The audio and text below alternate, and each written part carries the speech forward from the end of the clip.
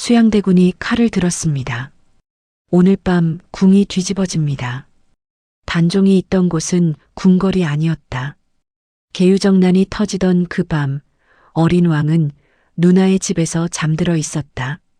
한성 양덕방 향교동, 조선에서 가장 화려하다던 그 저택에서 비명소리가 성벽을 넘어 흘러들어올 때 경애는 16의 눈으로 그 밤을 똑바로 바라보았다.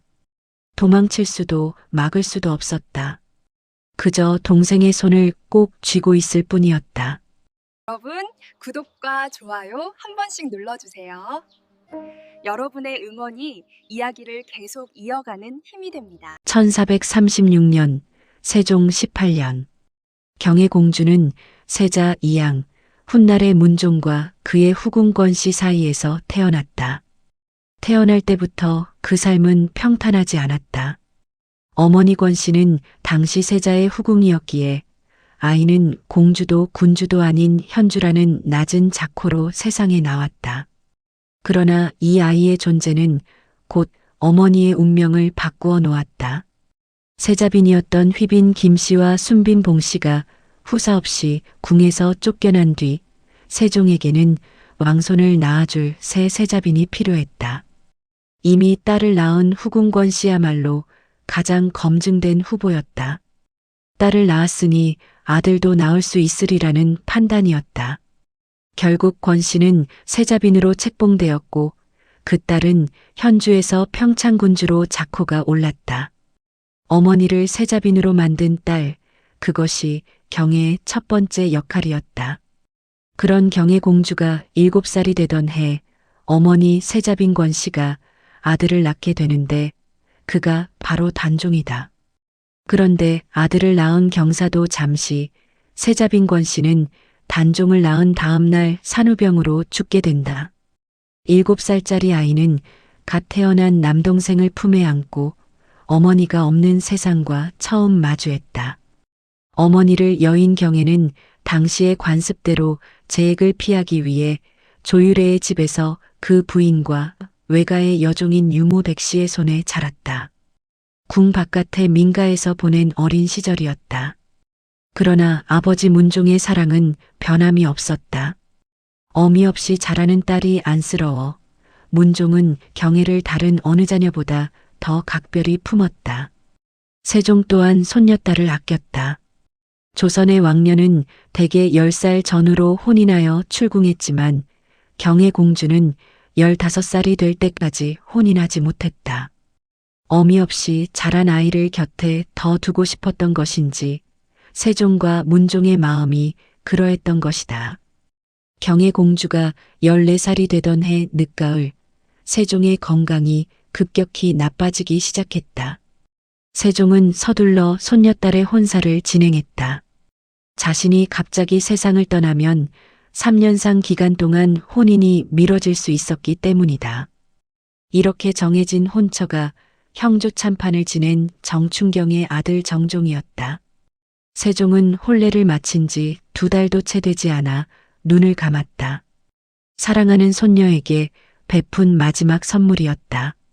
문종은 어머니 없이 혼인하는 딸이 가여워 한성에서 가장 부유한 동네였던 양덕방 향교동의 민가 30여 채를 철거하고 그 자리에 딸의 신혼집을 지어주었다. 조선 최고의 신분, 조선 최고의 집. 경혜는 그렇게 세상에서 가장 높은 곳에서 새 삶을 시작했다. 그러나 행복은 길지 않았다. 문종이 죽었을 때 경혜 공주의 나이는 18이었고 단종의 나이는 12살이었다. 어미도 없고 이제 아비도 없었다. 어린 왕과 어린 누이 두 남매는 세상에 단둘만 남겨진 것 같았다. 단종은 자주 향교동 경혜 공주의 집을 찾았고 계유정난이 있던 날 밤에도 경혜 공주의 집에서 자고 있었다. 그 밤 수양대군의 칼이 궁궐을 향했다. 경혜는 그 자리에 있었다. 그 모든 것을 목격했다. 그리고 그날 이후 그녀의 삶은 완전히 다른 이야기가 되었다. 7살짜리 아이가 어머니의 빈자리를 처음 실감한 건 아마도 조용한 밤이었을 것이다. 궁궐 어딘가에서 갓 태어난 남동생의 울음소리가 들려오고 그 소리가 멎으면 다시 고요해지는 그 밤. 어머니는 아들을 낳은 다음 날 숨을 거두었다. 아이는 그 사실을 어떻게 이해했을까? 동생이 태어난 날이 어머니를 잃은 날이기도 하다는 것을. 어머니 현덕왕후 권씨는 1441년 남동생 단종을 낳은 후 산후병으로 사망하였다. 경애의 나이 7이었다. 조선의 궁궐에서 7살은 여전히 어린아이였다. 어머니가 무엇인지, 그 존재가 얼마나 큰 것인지 잃고 나서야 알 나이였다. 경애는 어머니를 여의고 당시의 관습대로 재액을 피하기 위해 조유래의 집에서 그 부인과 외가의 여종인 유모 백씨의 손에 자랐다. 궁 바깥 민가에서의 삶이었다. 궁궐의 화려함도 나인들의 시중도 아니었다. 세자의 딸이었지만 그 시절 경애를 감싸준 것은 왕실의 권위가 아니라 유모 백씨의 따뜻한 손길이었다. 백씨는 어머니 현덕왕후의 친정에서 온 여종이었다. 어머니의 냄새를 가장 가까이 간직한 사람이었을 것이다. 아버지 문종은 그 시절 세자로서 쉴 틈이 없었다. 세종의 건강이 워낙 좋지 않아 세자가 대신 처리해야 할 국사가 산더미였다. 그럼에도 문종은 틈날 때마다 딸의 안부를 물었고 조유래의 집을 직접 찾은 적도 있었다고 전해진다. 딸바보라는 말이 어울릴 만큼 문종에게 경애는 그 어떤 것과도 바꿀 수 없는 존재였다. 그러나 아버지의 사랑이 아무리 깊어도 어머니의 빈자리를 채울 수는 없었다. 경애는 어린 시절을 궁 바깥에서 유모의 품에서 조용히 자랐다. 왕실의 정려라는 신분에 걸맞은 교육은 받았겠지만 그 시절 그녀의 일상을 구체적으로 전하는 기록은 많지 않다. 다만 분명한 것은 그 아이가 단단하게 자랐다는 사실이다. 훗날 온갖 비극 앞에서도 꺾이지 않을 성정은 이 시절 조용히 뿌리를 내리고 있었다. 아버지 문종은 재혼하지 않았으며 경애 공주와 단종 남매는 세자의 단 둘뿐인 적자녀로서 상당히 귀하게 자랐으리라 짐작된다. 문종이 재혼하지 않은 것은 단순한 선택이 아니었다. 두 번의 세자빈이 궁에서 쫓겨나고 세 번째 세자빈마저 일찍 세상을 떠난 뒤였다. 혼인에 대한 상처가 깊었을 것이다. 그 결과 경애와 단종은 계모 없이 아버지 곁에서 자랐다. 계모의 눈치를 볼 필요도 이복 형제들과 자리를 다툴 필요도 없었다. 오직 두 남매만이 서로의 전부였다. 경애가 동생 단종을 바라보는 눈길은 남달랐을 것이다. 단종이 태어난 날 어머니가 떠났으니 그 아이를 볼 때마다 어머니가 겹쳐 보였을지도 모른다. 원망이었을까, 그리움이었을까? 아마 둘 다였을 것이다. 그러나 경애는 그 감정을 고스란히 품어 안고 동생의 누나로 살았다. 조선의 왕녀가 감정을 드러낼 수 있는 자리는 많지 않았다. 참는 것이 곧 품이었던 시절이었다. 세종은 어린 나이에 어미를 잃고 자라는 경애를 눈에 넣어도 아프지 않을 손녀딸로 여겼다. 대개의 공주는 10살 전후로 혼인하여 출궁하는데 경애 공주는 15살이 될 때까지 혼인하지 못했다. 세종이 그 아이를 곁에 붙들어 두려 했던 것인지, 문종이 딸을 참아 보내지 못한 것인지, 기록은 말이 없지만 그 선택 안에는 분명 어미 없이 자란 아이를 향한 안타까움이 담겨 있었다. 궁 바깥의 삶, 유모의 손, 아버지의 눈길, 그리고 어린 남동생의 존재. 경애는 그것들을 붙잡고 자랐다. 어머니 없는 세상에서 어머니처럼 단단해지는 법을 배우면서 그 시절의 고요함이 훗날 폭풍 앞에서 그녀를 버티게 해줄 힘이 되었다는 것을 당시의 경애는 알지 못했을 것이다.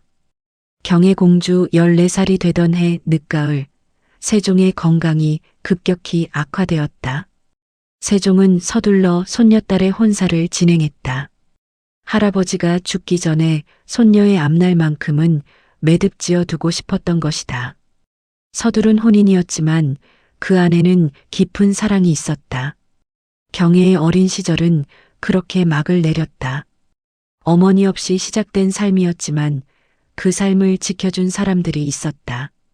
아버지가, 할아버지가, 유모가, 그리고 동생이 있었다. 그것만으로도 버틸 수 있었다. 아직은 1453년 10월의 어느 밤 그 저택에는 두 사람이 있었다. 누나와 동생, 경애와 단종. 칼소리가 담장 너머에서 들려오기 시작했을 때 경애는 18이었고 단종은 13살이었다. 계유정난 당시에도 단종은 경애 공주의 집에 머무르고 있었다. 이 때문에 수양대군이 이끈 소수의 무례배들만으로도 경애 공주의 집을 장악하여 단종을 쉽게 확보할 수 있었다. 수양대군은 그 밤을 치밀하게 준비했다. 어린 왕이 누나의 집에 자주 머문다는 것을 알고 있었고 그 허점을 노렸다. 경애의 집은 온 조선에서 가장 화려한 저택이었지만 그 밤만큼은 가장 위험한 곳이었다. 김종서가 철퇴에 맞아 쓰러졌다는 소식이 전해졌을 때 경애는 아무것도 할 수 없었다. 도망칠 곳도 막아설 힘도 없었다. 그저 어린 동생의 손을 꼭 쥐고 그 밤이 지나가기를 기다릴 뿐이었다. 수양대군이 피 묻은 손으로 권력을 거머쥐던 그 순간 경애의 삶도 함께 꺾였다. 아버지의 3년상이 끝나지도 않은 상황에서 숙부 수양대군이 계유정난을 일으켰다. 이로써 동생 단종은 허수아비 임금으로 전락했다. 이때 공주는 19살이었다. 아비를 잃은 지 채 1년이 되지 않았다. 상복이 마르기도 전에 세상이 다시 무너졌다. 수양대군이 정권을 잡게 되자 단종은 세에 밀려 1455년 상황으로 물러났다. 수양대군은 단종을 지지했던 해빈 양씨, 금성대군 등을 귀양 보냈고 이 과정에서 공주의 남편 영양이 정종도 유배당했다. 정종은 처음엔 김포 통진으로 유배당했다. 하루아침에 동생은 왕위를 빼앗겼고 남편은 귀양길에 올랐다. 경애에게 남은 것은 아무것도 없었다. 그런데 경애는 그 상황에서 가만히 앉아 울지 않았다. 경애 공주가 병석에 누웠다는 사실을 단종에게 전했는데 동생은 못난 자신 때문에 누나가 쓰러진 셈이라고 생각했다. 단종은 세조에게 사람을 보내어 정종을 석방해달라고 노골적으로 요구했다. 경애는 몸이 아프다는 말로 세조에게 압박을 가했다. 조선의 공주가 비관하여 목숨을 끊는다면 명분 없는 쿠데타로 이미 민심을 잃은 세조에게는 치명적인 타격이 될 것이었다. 그것을 알고 있었다. 그것을 이용했다. 19살의 경애는 칼 대신 몸으로 싸웠다. 세조는 서둘러 어의와 약을 보냈고 정종의 유배지를 더 가까운 곳으로 옮겨주었다. 그러나 그것이 전부였다. 세상은 이미 수양대군의 것이 되어 있었다. 1456년 사육신 사건이 일어났을 때 정종은 전라도 광주로 더 멀리 유배되었다. 단종을 복위시키려는 움직임이 있을 때마다 정종은 조금씩 더 먼 곳으로 쫓겨났다. 세조는 문종의 유일한 사위를 쉽게 죽이지도 그렇다고 온전히 내버려 두지도 않았다. 천천히 조금씩 조이고 있었다. 공주가 병이 나자 단종은 세조에게 사람을 보내어 정종을 한양으로 불러들이라고 일렀고 세조도 문종의 유일한 사위라 하며 정종을 잠시 도읍으로 돌아오게 했다. 그러나 사간원의 상소로 정종은 공주의 병이 낫자 다시 유배되었다. 잠깐의 온기였다. 다시 차가운 현실이 돌아왔다. 경애는 남편의 유배지를 따라 나섰다. 남편이 통진으로 유배되었을 때 공주도 따라갔고 전라도 광주로 유배되었을 때도 따라갔다. 이때까지도 경혜공주는 공주의 신분을 유지하였다. 비단옷을 벗고 거친 길을 걸었다. 왕의 딸이 죄인의 아내가 되어 유배지를 따라 전국을 떠돌았다. 그러면서도 단종을 잊지 않았다. 영월로 쫓겨난 동생이 먼 곳에서 홀로 버티고 있다는 것을. 동생 단종은 사육신 사건 이듬해에 죽고 남편 정종은 단종이 죽은 때로부터 4년 뒤에 죽었다. 단종의 부음이 전해지던 날 경혜는 전라도 유배지에 있었다. 동생의 죽음을 보고 달려갈 수도 마지막을 함께할 수도 없었다. 그저 먼 하늘을 바라보며 울음을 삼켰을 것이다. 소리내어 울 수조차 없는 자리였으니 그 눈물은 안으로만 흘렀다. 1461년 세조 7년 전라도 광주에서 한 통의 장계가 한양으로 올라왔다. 전라도 관찰사 하무치가 올린 그 문서 안에는 영모라는 두 글자가 적혀 있었다. 유배지 광주에 안치된 정종이 승려 성탄과 결탁해 모반을 꾀했다는 내용이었다. 내용은 조잡했다. 정종이 3-7일 동안 먹지 않고 참선하여 성불하였으며 몸에 향기가 가득하다고 했다는 것이 영모의 근거였다. 누가 봐도 억지스러운 고발이었다. 그러나 세조에게 증거의 무게는 중요하지 않았다. 문종의 유일한 사위, 단종의 매형, 살아있는 것만으로도 눈엣 가시인 그 사람을 마침내 끊어낼 명분이 생긴 것이었다. 정종은 한양으로 압송되어 국문을 받았다. 1461년 세조는 국문 끝에 모반을 꾸미려 하였다며 정종을 능지처참에 처하였다. 능지처참. 죄인의 사지를 찢어 죽이는 조선에서 가장 잔혹한 형벌이었다. 세조는 능지처참에 그치지 않고 그 시신을 부위별로 나눠 각 지방 고을에 내려보냈다. 경고였다. 영모의 말로가 이러하다는 것을 전국에 보여주려는 것이었다. 그래서 오늘날 정종의 무덤에는 시신이 없다. 경기도 고향 경혜의 묘 곁에 비석만 하나 서 있을 뿐이다. 이때 경혜공주의 나이는 27이었다. 부모도 잃고 동생도 잃고 이제 남편마저 잃었다. 그리고 그때 경혜는 임신 중이었다. 만삭의 몸이었다. 연려실 기술에 따르면 경혜공주는 남편의 죄에 연자되어 가산이 정몰되고 순천의 관비가 되었다고 기록하고 있다. 하루아침에 조선의 공주에서 관아의 노비로 신분이 떨어진 것이다. 그것도 임신한 채로. 아들 정미수의 손을 잡고 부른 배를 이끌고 순천으로 향하는 길이 얼마나 길고 험했을지는 말로 다 할 수 없다. 순천으로 가는 길목마다 백성들이 웅성거렸다고 전해진다. 왕의 딸이 죄인의 아내가 되어 걸어가는 광경을 보고 눈물을 흘린 이들도 있었을 것이다. 그 눈물이 여론이 되었다. 여론은 당연히 경혜공주에게 동정적이었다. 아무리 왕조국가라 해도 세조는 여론을 전혀 의식하지 않을 수는 없었다. 그러나 순천에 도착한 경혜를 기다린 것은 동정이 아니었다. 순천부사 여자씨는 무인으로 공주에게 관비의 사역을 시키려 하였다. 마당을 쓸게 하고 물을 깃게 하는 그 노비의 일을 왕의 딸에게 시키겠다는 것이었다. 경혜는 그 자리에서 멈추지 않았다. 물러서지 않았다. 공주가 곧 대청에 들어가 교의를 놓고 앉아 말하기를 나는 왕의 딸이다. 죄가 있어 귀양은 왔지만 수령이 어찌 감히 나에게 관비의 사역을 시킨단 말이냐. 함으로 마침내 부리지 못하였다. 노비의 몸으로 끌려왔지만 그 자리에 왕녀의 의자를 스스로 가져다 놓고 앉았다. 신분이 빼앗겨도 기계는 빼앗기지 않겠다는 것이었다. 삼배옷을 걸친 몸이었지만 그 눈빛은 공주였다. 다만 이 기록은 연려실 기술과 수남집 등 야사에 남은 것으로 정사인 실록에는 공주가 관비에 처해졌다는 내용이 없고 정종이 능지처참을 당한 사흘 후 세조가 바로 공주를 한양으로 불러들였다는 기록이 있다.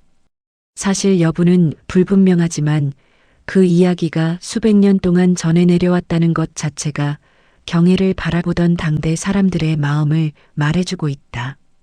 가장 낮은 자리에 끌려와서도 무릎 꿇지 않은 여인, 사람들은 그 모습을 잊지 못했던 것이다. 무릎을 꿇지 않은 사람이 있었다.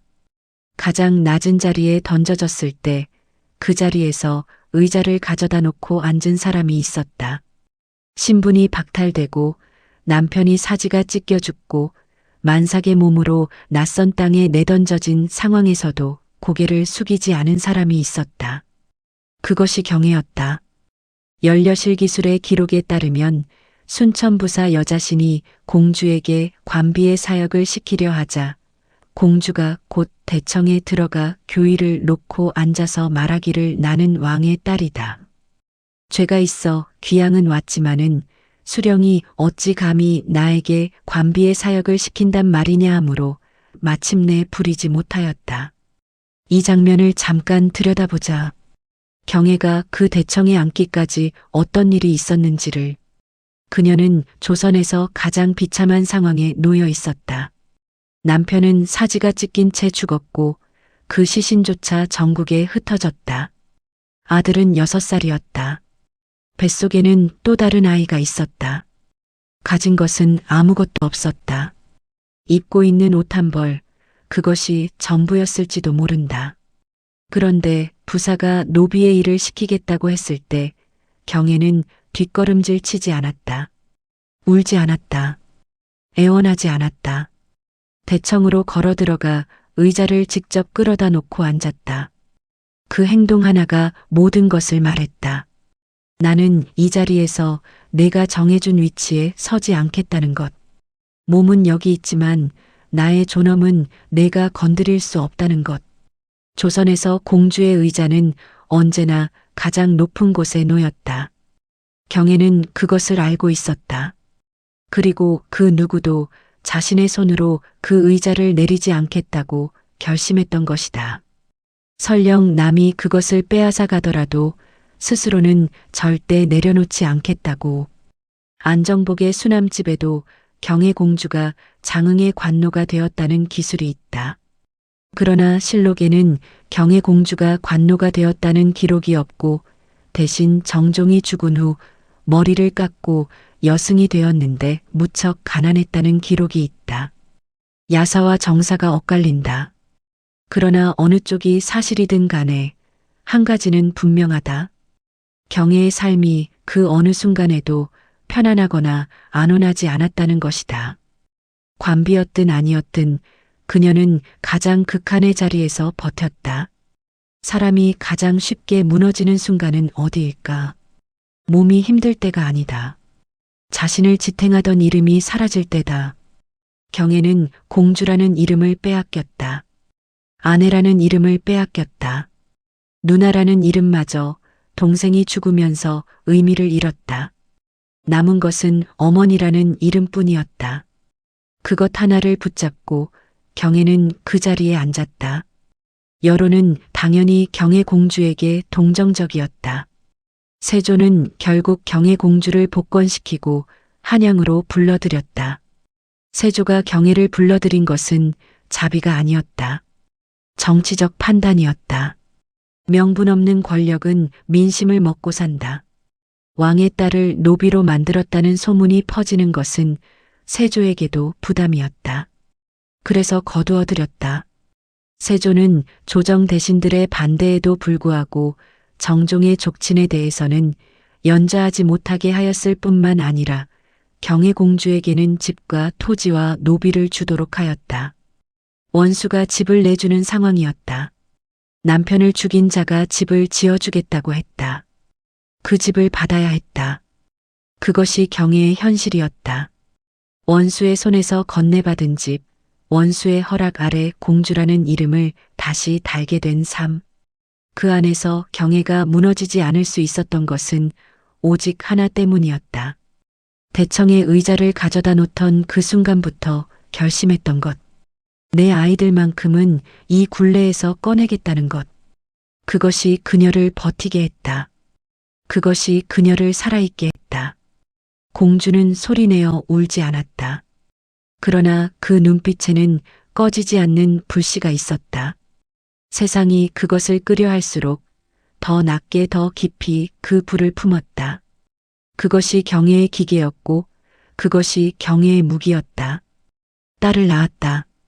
그리고 머리를 잘랐다. 그 두 가지 사이에 얼마나 긴 밤이 있었는지 기록은 말하지 않는다. 다만 분명한 것은 경애가 그 결정을 충동적으로 내리지 않았다는 것이다. 남편이 죽고 아이를 낳고 그 아이의 얼굴을 들여다보면서 경애는 오랫동안 생각했을 것이다. 내가 이 아이에게 줄 수 있는 것이 무엇인지를. 세조는 경애 공주를 선왕 문종의 딸로 인정하여 공주의 직위와 재산을 회복시키고 그 자식들도 아버지 정종의 죄와 더 이상 연루시키지 말 것을 지시했다. 당시 임신 중이던 경애 공주는 세조의 경제적 지원 속에 둘째 딸을 한양에서 무사히 출산할 수 있었다. 원수의 배려로 아이를 낳은 것이다. 그것이 경애의 현실이었다. 받아야 했다. 아이를 위해서라면 원수의 손이라도 잡아야 했다. 아이를 낳은 뒤 경애는 선택의 기로에 섰다. 공주의 신부는 돌아왔지만 남편은 없었다. 동생도 없었다. 아버지도 어머니도 없었다. 세상에 경애의 편이 되어줄 사람은 아무도 없었다. 홀로 두 아이를 키우며 살아갈 수는 있었다. 그러나 경애는 그 길을 택하지 않았다. 경애 공주는 출산 이후 돌연 자녀들을 남기고 정업원으로 출가하여 여승이 되는 길을 선택했다. 27살이었다. 조선에서 가장 고귀한 신분으로 태어난 여인이 27에 머리를 깎았다. 왜였을까? 많은 이들이 그 이유를 슬픔으로 설명한다. 삶의 의지를 잃었다고, 세상이 너무 고통스러웠다고. 그것이 틀린 말은 아닐 것이다. 그러나 경애의 출가에는 슬픔만 있지 않았다. 그 안에는 냉철한 계산이 있었다. 어머니로서의 계산이. 경애 공주의 두 아이는 정희왕후에게 맡겨졌다. 정희왕후는 경애 공주를 대신하여 어린 두 아이를 궁에서 키워주었다. 정희왕후는 세조의 아내였다. 남편을 죽인 자의 아내였다. 그 손에 자식을 맡긴 것이다. 이것을 단순히 체념으로 볼 수 있을까? 경애는 알고 있었다. 자신이 아이들 곁에 있는 한 아이들은 죄인의 어미를 가진 자식으로 평생 낙인 찍힐 것이었다. 그러나 정희왕후의 품에서 자란다면, 궁궐 안에서 자란다면 이야기가 달라질 수 있었다. 출가는 포기가 아니었다. 출가는 전략이었다. 어머니로서 자식에게 줄 수 있는 가장 큰 선물이 자신을 지우는 것이라고 경애는 판단했다. 성종실록에는 정종이 주살된 후 경애 공주가 머리를 깎고 여승이 되었다는 기록이 있다. 어느 절로 출가를 하였는지에 대해서는 알 수 없으나 단종의 왕비인 정순왕후가 단종이 노상군으로 강등되자 홍인문 안에 정업원이라 칭한 곳에 머물렀는데 그곳이 아닐까 추정하고 있다. 정순왕후, 단종의 아내, 경애에게는 올케였다. 남편을 잃은 두 여인이 같은 슬픔을 품고 같은 공간에서 지냈을지도 모른다는 것이다. 말없이 서로의 존재를 확인하며 정업원은 왕족에게 시집갔다가 청상과부가 된 여인들의 안식처 역할을 하였다. 그곳은 슬픔을 숨기는 곳이 아니었다. 슬픔을 품고도 살아가는 여인들이 모인 곳이었다. 경애는 그곳에서 남동생과 남편의 명복을 빌었을 것이다. 그리고 매일 아침 궁궐 어딘가에서 자라고 있을 아이들을 생각했을 것이다. 오늘도 잘 있는지, 오늘도 밥은 먹었는지. 머리카락이 바닥에 떨어지던 그 순간 경애는 무엇을 생각했을까? 슬픔이었을까? 결심이었을까? 아마 둘 다였을 것이다. 포기처럼 보이는 결단 안에 가장 치열한 어머니의 사랑이 있었다. 원수의 집에 아이를 맡겼다. 그것이 경애가 내린 결론이었다.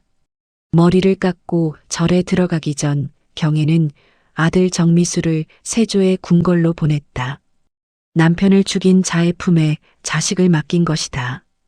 분노가 없었을 리 없다. 치욕이 없었을 리 없다. 그러나 경애는 그 감정보다 더 깊은 곳에서 판단했다. 이 아이가 살아남으려면, 살아남는 것을 넘어 제대로 된 삶을 살려면 지금 내 손을 떠나야 한다고. 정미수가 태어날 당시 아버지 정종이 전라도 광주로 유배를 가 있던 바람에 정미수는 광주에서 태어났다. 아버지 정종이 처형된 후 7살 때인 세조의 어명으로 어머니인 경애 공주와 함께 한양으로 들어왔다. 7살짜리 아이가 한양으로 올라오는 길, 아버지의 얼굴도 제대로 기억하지 못할 나이에 그 아버지가 어떻게 죽었는지를 알지도 못한 채 아이는 어머니의 손을 잡고 걸었다. 정의왕후는 정미수를 수빈사저에서 자상군과 함께 살도록 배려해 주었다. 자상군의 나이 6살, 정미수는 7살이었다. 정미수에겐 자상군이 외사촌 동생이니 공부도 함께하며 친구처럼 서로 의지하며 지냈다. 자상군은 훗날 성종이 되는 아이였다. 경애는 그것을 알았을 수도 몰랐을 수도 있다. 그러나 분명한 것은 정미수가 그 아이와 가까워지는 것이 나쁘지 않다고 판단했을 것이라는 점이다. 원수의 그늘 안에 아들을 밀어넣은 것은 포기가 아니었다. 살아남게 하기 위한 선택이었다. 그러나 세조는 끝내 반쪽짜리 온정만 베풀었다. 세조는 이 무렵 경애 공주에게 공주의 신분을 회복시켜주고 집과 노비를 하사하는 등 화해의 몸짓을 취했지만 남편은 여전히 역적이고 아들은 노비의 신분에서 벗어나지 못했다. 경애 공주는 세조에게 남편의 신원 회복과 아들의 면천을 끊임없이 요구했지만 이루어지지 못했다. 집을 받고 노비를 받고 공주의 이름을 되찾았지만 정작 원하는 것은 얻지 못했다. 아들의 신분. 그것이 경애가 진짜 원하는 것이었다. 절에 들어간 뒤에도 경애는 멈추지 않았다. 비구니의 옷을 입고 연부를 외우는 시간에도 머릿속은 아들 생각으로 가득했을 것이다. 정미수가 오늘도 제대로 밥을 먹고 있는지, 궁궐 아이들 사이에서 치이지는 않는지, 아버지가 역적이라는 말을 듣고 상처받지는 않는지, 원수의 소굴이나 다름없던 궁궐에 자식들을 맡긴 것은 어머니 현덕왕후의 친정 노비이며 경애공주의 유모였던 백어린이의 도움이 컸다. 백어린이는 당시에 자을상군의 유모였는데 정의왕후 윤씨와 함께 자식들을 위해 왕을 용서해야 한다고 경애공주를 설득했을 거라고 추측된다. 어린 시절부터 경애 곁을 지켜온 유모 백씨가 다리 역할을 했다. 경애의 아이와 세조의 손자를 같은 품 안에서 키운 그 여인이 두 세계 사이를 조용히 이어주었다. 인연은 기묘한 방식으로 이어졌다. 세조는 죽을 때까지 악연의 매듭을 풀어주지 못하고 눈을 감고 말았다. 다만 아들 예종에게 정미수의 신원을 되찾아 주라는 유지를 남긴 채 죽으면서도 완전히 매듭을 풀지 않은 것이다. 경애는 그 소식을 들었을까? 세조가 죽었다는 소식을 절 어딘가에서 들었을 것이다. 분노였을까? 허탈함이었을까? 원수가 죽었는데 한이 풀리지 않는 이 기묘한 감각을 경애는 어떻게 삼켰을까? 그래도 경애는 기다렸다. 세조가 남긴 유지가 언젠가는 효력을 발휘할 것이라고, 아들의 신분이 언젠가는 회복될 것이라고 믿으며 원수의 그늘 아래서 버티는 것이 곧 싸움이었다. 무릎 꿇지 않되 무너뜨리지도 않으면서 그 긴 인고의 시간이 경애의 마지막 무기였다. 세조가 죽었다. 1468년 가을이었다. 경애는 그 소식을 정업원 어딘가에서 들었을 것이다. 남편을 죽이고 동생을 죽이고 자신을 노비로 만든 그 사람이 마침내 눈을 감았다. 통쾌함이 먼저였을까? 아니면 허탈함이었을까? 원수가 죽었는데도 아들의 신분은 여전히 회복되지 않았다. 세조가 유지를 남겼다고 했지만 조정 신료들은 그것을 인정하지 않으려 했다. 경애의 싸움은 끝나지 않았다. 세조는 죽을 때까지 악연의 매듭을 풀어주지 못하고 눈을 감고 말았다.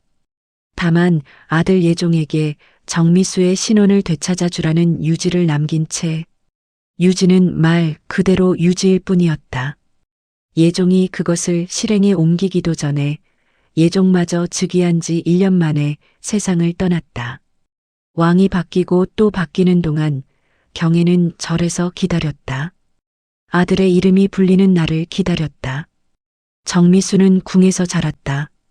잠저때에 성종을 시중하다가 1473년 돈영부 직장으로 벼슬을 시작하였는데 이때 역신의 아들이라 하여 많은 이들이 정미수의 임용을 반대하였으나 당시 수렴청정을 하던 정희왕후는 세조의 유교라 하며 이들의 반발을 무마시켰다.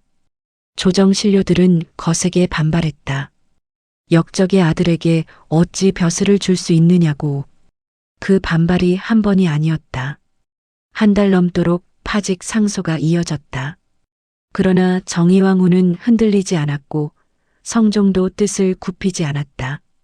경애는 그 소식을 들었을 것이다. 아들이 드디어 관직에 나섰다는 것을, 그 기쁨이 얼마나 컸을지 기록은 말하지 않는다. 다만 분명한 것은 그의 경애의 몸이 급격히 나빠졌다는 것이다. 기다리던 것을 이루고 나서야 비로소 몸이 무너지기 시작한 것인지도 모른다. 오랫동안 버티게 해준 긴장이 풀리면서 아들이 관직에 나가던 그해 경애공주는 병을 얻고 말았다. 정미수는 퇴청하는 대로 관복을 벗지 않고 어머니의 대변을 직접 맛보는 등 그 병간호에 극진하였다. 조선의 지극한 효성은 종종 이런 방식으로 표현되었다. 의원이 오기 전에 약이 맞는지를 확인하기 위해 먼저 맛보고 몸 상태를 살피기 위해 직접 대변을 확인하는 것. 그것이 당시 효자의 모습이었다. 관복 차림으로 어머니 곁을 지키던 그 아이가 광주의 유배지에서 태어나 역적의 아들로 자란 그 아이가 이제 조정에 나가는 사람이 된 것이었다. 경애가 세조의 호의를 받아내며 침묵으로 버틴 세월이 얼마였던가. 원수의 집에서 집을 받고 원수의 아내에게 아들을 맡기고 원수의 이름으로 복권을 받은 그 긴 시간이, 그 모든 것을 견딘 것은 오직 이 순간을 위해서였다. 아들이 관복을 입고 조정에 나서는 그날을 위해서. 경애공주는 죽기 사흘 전에 외아들 정미수에게 남긴 분재기에서 내가 불행히 병이 들어 유일한 아들인 미수가 아직 혼인도 못했는데 지금 홀연히 목숨이 경각에 달렸다며 정선방에 하사받은 집과 통진에 있는 전답을 준다고 적었다. 죽기 사흘 전이었다.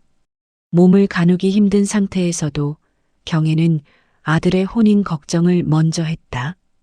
아직 장가도 못 들었는데 내가 먼저 가게 생겼다고. 유언 같지 않은 유언이었다. 그러나 그 안에 경애의 평생이 담겨 있었다. 어머니로서 끝까지 아들 걱정을 놓지 않은 사람. 경애 공주가 자신이 죽은 뒤에 사당을 세워 제사 지내고 자손에게 전하며 오래 지니고 살아줄 것을 당부하였다. 재산을 남기면서도 사당을 세워달라고 했다. 기억해달라는 것이었다. 오래도록 자손 대대로 이 집안이 어디서 왔는지를 잊지 말아달라는 것이었다. 역적의 아내, 노비, 비구니로 불렸던 그 이름 뒤에 공주가 있었다는 것을, 문종의 딸이 단종의 누이가 있었다는 것을, 침묵으로 싸웠던 세월이었다. 소리치지 않았다. 저항하지 않았다. 그저 버텼다. 그리고 버티는 것만으로 이겼다. 경애는 1474년 세상을 떠났다. 38이었다. 그러나 이야기는 거기서 끝나지 않았다. 경애가 심은 씨앗이 땅 위로 올라오는 데는 시간이 더 필요했다. 어머니가 눈을 감은 뒤 아들 정미수의 삶이 비로소 펼쳐지기 시작했다. 그리고 그 삶이 완성되는 날 경애의 복수도 완성되었다. 경애가 죽던 그해 정미수는 16이었다. 1473년 돈영부 직장으로 벼슬을 시작하였는데 이때 역신의 아들이라 하여 많은 이들이 정미수의 임용을 반대하였으나 당시 수렴청정을 하던 세조비 정의왕후는 세조의 유교라 하며 이들의 반발을 무마시켰다. 조정신료들의 반발은 거셌다. 역적의 아들이 어떻게 벼슬을 할 수 있느냐고. 한 달 넘도록 상소가 이어졌다. 그러나 정의왕후와 성종은 뜻을 굽히지 않았다. 어머니가 원수의 그늘 아래서 그토록 오래 참아낸 것이 이 순간을 위해서였다. 처음 받은 벼슬은 미관말직이었다. 그러나 정미수는 거기서 멈추지 않았다. 성종과 유년 시절을 함께한 인연, 그 오랜 신뢰가 바탕이 되었다. 성종과 유년 시절을 함께한 인연에 더하여 점차 실무 능력을 인정받은 정미수는 다음 왕인 연산군 대에는 당상관에 올랐으며 외척으로서 연산군의 패정을 완화하는 역할을 하여 두루 신망을 얻었다. 역적의 아들이라 불리던 사람이 이제는 임금의 실정을 완화하는 역할을 맡게 된 것이었다. 경애가 살아서 그 모습을 보았다면 어떤 마음이었을까? 1498년 동부승지 우승지 좌승지 도승지를 거쳐 1502년 공조참판 지돈영 부사한성 부판윤을 지내고 1504년 의정 부참찬으로 판의금 부사를 겸하였다. 한 계단씩 올랐다. 탄핵이 있을 때마다 임금이 막아주었다. 역신의 아들이라는 낙인이 끝까지 따라왔지만 그것이 정미수의 발걸음을 멈추게 하지는 못했다. 그리고 마침내 1506년 중종 반정에 가담하여 병충분의정국 공신에 책록되고 1507년 해평부원군에 책봉되었다.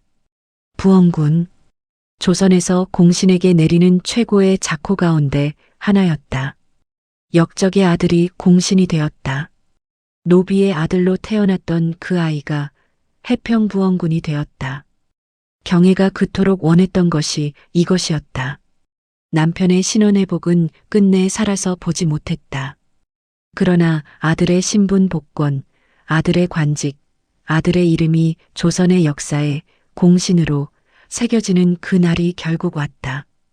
칼보다 무서운 어머니의 복수는 이렇게 완성되었다. 소리치지 않고 저항하지 않고 오직 버텨서. 경애의 방식은 이러했다. 원수의 집에 아이를 맡기고 원수의 호의를 받아내고 원수의 아들과 손자가 다스리는 조정에서 아들이 자리를 잡도록 기다렸다. 그것이 비굴해 보일 수도 있었다. 그러나 경애는 알고 있었다. 분노를 드러내는 것이 용기가 아니라는 것을, 아이를 살리는 것이 진짜 싸움이라는 것을. 연산군 일기에는 정미수에 대해 문종의 외손으로 궁중에서 자라나 호화와 사치가 습관이 되었으나 선비를 사랑하는 마음을 가졌으며 청의를 말하여 갑자사화에서 사람들을 구하기에 힘썼다고 평하고 있다. 역적의 아들이 사람을 구하는 사람이 되었다. 문종의 피가, 경애의 버팀이 정미수의 삶 안에서 이렇게 다시 피어났다. 경애가 흙 위에 쓴 이름은 지워졌을지 몰라도 아들이 역사에 새긴 이름은 지워지지 않았다. 그것이 경애의 승리였다. 칼 한 번 쓰지 않은, 소리 한 번 지르지 않은, 그러나 끝내 이긴 어머니의 이야기. 1474년 음력 12월 30일. 경애는 눈을 감았다. 38이었다. 죽기 사흘 전 경애는 붓을 들었다. 몸을 가누기 힘든 상태였지만 손을 멈추지 않았다. 경혜공주는 죽기 사흘 전에 외아들 정미수에게 남긴 분재기에서 내가 불행히 병이 들어 유일한 아들인 미수가 아직 혼인도 못했는데 지금 호련히 목숨이 경각에 달렸다며 정선방에 하사받은 집과 통진에 있는 전답을 준다고 적었다. 죽음을 앞두고 쓴 마지막 문장이 아들의 혼인 걱정이었다. 유언치고는 너무 소박했다. 그러나 그 소박함 안에 경혜의 평생이 담겨 있었다. 끝까지 어머니였던 사람. 그 문서에는 붉은 도장이 찍혀 있었다. 경혜 공주 지인. 경혜 공주가 죽을 때까지 공주의 신분을 유지했다는 증거로 채택되기도 했다. 노비로 불렸고 비구니로 살았지만 그 도장 안에는 끝내 공주라는 이름이 살아 있었다. 누가 빼앗아도 스스로 내려놓지 않은 이름이었다. 경혜의 삶을 한 줄로 요약하면 이렇다. 가장 높은 곳에서 시작해서 가장 낮은 곳까지 떨어졌다가 다시 제자리로 돌아온 사람. 그러나 이 요약은 불완전하다. 경혜는 단순히 돌아온 것이 아니었다. 버티면서 바꾼 것이다. 아들의 신분을, 아들의 미래를, 그리고 자신의 이름이 역사에 남는 방식을. 경혜가 우리에게 남기는 것은 무엇일까? 거창한 가르침이 아니다. 그녀는 강연을 하지 않았다. 책을 쓰지 않았다. 다만 살았다. 가장 극한의 조건에서 가장 평범한 방식으로 먹고 자고 아이를 걱정하고 내일을 기다렸다. 그것이 전부였다. 그런데 그것이 전부가 아니었다. 그 평범한 버팀 안에 무서운 힘이 있었다. 세조는 군사를 가졌고 칼을 가졌고 권력을 가졌다. 그런데 경혜는 아무것도 갖지 않은 채로 결국 이겼다. 어떻게 이겼는가? 더 오래 살아남았기 때문이다. 더 오래 버텼기 때문이다. 그리고 아들을 살렸기 때문이다. 조선에서 공주로 산다는 것은 아름다운 일이 아니었다. 아버지의 뜻에 따라 혼인하고 남편의 집에서 살고 정치의 파도에 휩쓸리면서도 아무 목소리도 낼 수 없는 자리였다. 경혜는 그 자리에 놓였다. 그리고 그 자리에서 할 수 있는 모든 것을 다 했다. 대청의 의자를 끌어다 놓고 앉은 것, 아들을 원수의 궁에 맡긴 것, 머리를 깎고 절에 들어간 것, 죽기 사흘 전에 붓을 든 것, 이 모든 행동이 하나의 문장으로 이어진다. 나는 끝까지 포기하지 않겠다는 것. 오늘을 살아가는 우리도 크고 작은 무너짐을 겪는다. 억울하게 잃은 것들이 있고 이유 없이 낮아진 자리가 있고 아무리 버텨도 나아지지 않는 것 같은 날들이 있다. 그럴 때 경혜의 이야기를 떠올려 보면 어떨까? 의자를 직접 끌어다 놓은 그 여인을, 소리내어 울지 않았지만 끝내 무너지지 않은 그 사람을. 경혜 공주는 조선시대 다른 공주들 중에서도 최고의 대우를 받으며 귀하게 자랐다. 그러나 숙부 수양대군이 남동생 단종의 왕위를 찬탈하자 그녀의 삶도 속수무책으로 곤두박질 쳤다. 39의 젊은 나이로 세상을 떠날 때까지 당시의 조선 여인이 누릴 수 있었던 최상의 삶과 최하의 삶을 모두 경험한 공주였다. 최상과 최하를 모두 겪고도 끝까지 공주의 도장을 손에서 놓지 않은 여인. 그것이 경혜였다. 존엄하게 살아남는 법이 있다면 경혜는 그것을 몸으로 보여준 사람이었다. 화려하게가 아니라 조용히, 강하게가 아니라 끈질기게, 이기는 방식으로가 아니라 지지 않는 방식으로. 경혜 공주, 조선에서 가장 강인한 어머니, 칼보다 무서운 인내로 역사에 이름을 새긴 여인. 그녀의 이야기가 오늘 이 시간 여러분의 마음에 작은 의자 하나를 놓아드렸으면 합니다. 경혜공주의 삶에서 가장 인상 깊었던 장면이 어느 부분이었는지 댓글로 의견을 남겨주세요.